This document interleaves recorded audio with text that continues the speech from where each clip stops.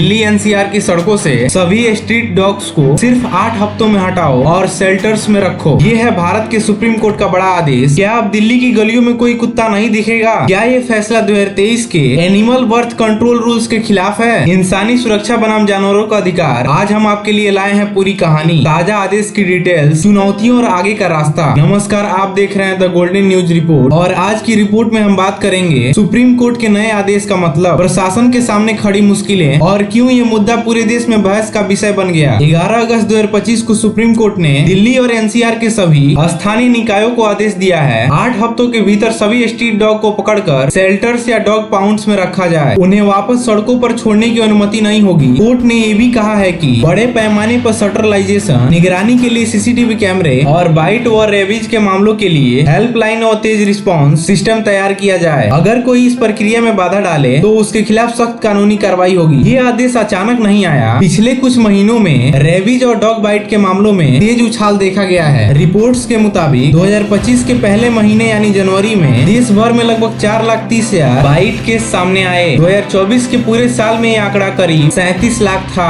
Amicus Curie की report में कहा गया कि लोगों को बिना डर के चलने का मौलिक अधिकार है और इसके लिए सड़कों से खतरनाक स्थितियां हटाना जरूरी है। यानी अदालत का मकसद है इंसानी सुरक्षा को प्राथमिकता देना। सुप्रीम कोर्ट के आदेश की मुख्य शर्तें: पहली, 8 हफ्तों में सभी स्ट्रीट डॉग को पकड़कर शेल्टर में रखा जाए और उन्हें दोबारा सड़कों पर न छोड़ा जाए। दूसरी, शेल्टर्स में पर्याप्त कीज, भोजन, वेटनरी स्टाफ, दवाइयाँ और सीसीटीवी निगरानी हो। तीसरी, स्टेरिलाइजेशन और एंटी रेबीज वैक्सीनेशन बड़े स्तर पर हो। चौथी, 1 हफ्ते के भीतर बाइट और रेबीज मामलों के लिए हेल्पलाइन शुरू हो और किसी घटना पर 4 घंटे के भीतर रिस्पांस टीम मौके पर पहुंचे। पांचवी, किसी भी तरह की बाधा पहुंचाने वालों पर कंटेम्प्ट या अन्य कानूनी कार्रवाई होगी। यहाँ एक बड़ा विवाद शुरू हुआ है। क्या ये आदेश 2023 के एनिमल बर्थ कंट्रोल रूल्स के खिलाफ है? एबीसी मॉडल के तहत कैच, न्यूटर, वैक्सीनेट, रिटर्न यानी कुत्तों को बांधेकरण और टीकाकरण के बाद वापस उसी इलाके में छोड़ा जाता है। लेकिन सुप्रीम कोर्ट का मौजूदा आदेश कहता है वापस छोड़ना मना है। एनिमल राइट एक्टिविस्ट का कहना है कि स्थानीय शेल्टर्स मानवीय नहीं और ये नियम की आत्मा के खिलाफ है। वही फैसले के समर्थन करते हैं इंसानी जान की सुरक्षा सबसे पहले और बाइट रेबीज संकट के लिए यही अस्थायी साधन है। आदेश के बाद रिएक्शन 2 हिस्सों में बट गया है। पीड़ित परिवार और कई नागरिक इसे राहत मान रहे हैं, जबकि एनिमल वेलफेयर ग्रुप्स और कुछ सेलिब्रिटीज ने इसे क्रूर और अव्यवहारिक बताया है। कुछ नेताओं ने कहा शेल्टर्स की क्षमता और जानवरों की हालात को लेकर गंभीर चिंताएं हैं। वहीं मुख्य न्यायाधीश ने कहा इस मामले को आगे देखा जाएगा, यानी भविष्य में आदेश के बदलाव या स्पष्टीकरण संभव है। 8 हफ्तों में पूरे दिल्ली एनसीआर के स्ट्रीट डॉग्स को शेल्टर में डालना आसान नहीं है। पॉलिटिक्स की समस्या सबसे बड़ी है। पकड़ने के लिए टीमें, ट्रांसपोर्ट स्टाफ और सुरक्षित शेल्टर्स की भारी कमी है। ओवर क्राउडिंग से जानवरों की सेहत बिगड़ सकती है और बीमारियां फैल सकती है। एबीसी रूल्स और कोर्ट आदेश के बीच कानूनी सामंजस्य भी जरूरी है और सबसे अहम फंडिंग, क्योंकि फीड, मेडिसिन और इंफ्रास्ट्रक्चर पर भारी खर्च आएगा। अगर टाइमलाइन की बात करें तो आदेश की तारीख है 11 अगस्त 2025। 1 हफ्ते में हेल्पलाइन शुरू करनी होगी और एसओपी तैयार करना होगा। 8 हफ्तों में पूरा कैप्चरिंग और शेल्टरिंग का काम खत्म करना होगा। साथ ही स्टेरिलाइजेशन, वैक्सीनेशन, सीसीटीवी मॉनिटरिंग और फंडिंग की व्यवस्था लगातार करनी होगी। एक तरफ उम्मीद है कि इस आदेश से बाइट और रेबीज के मामलों में कमी आएगी और लोगों की सुरक्षा बढ़ेगी। दूसरी तरफ डर है कि कहीं शेल्टर्स में जानवरों की हालत बदतर ना हो जाए। असली फर्क इस बात से पड़ता है कि आदेश को कैसे लागू किया जाता है, मानवीय, वैज्ञानिक और कानूनी संतुलन के साथ। आप देख रहे थे द गोल्डन न्यूज रिपोर्ट। क्या आपको लगता है कि सुप्रीम कोर्ट का ये आदेश सही कदम है? अपनी राय कमेंट में लिखें, वीडियो को शेयर करें और जुड़े रहें अगली रिपोर्ट्स के लिए। वीडियो को अंत तक देखने के लिए आपका बहुत बहुत धन्यवाद।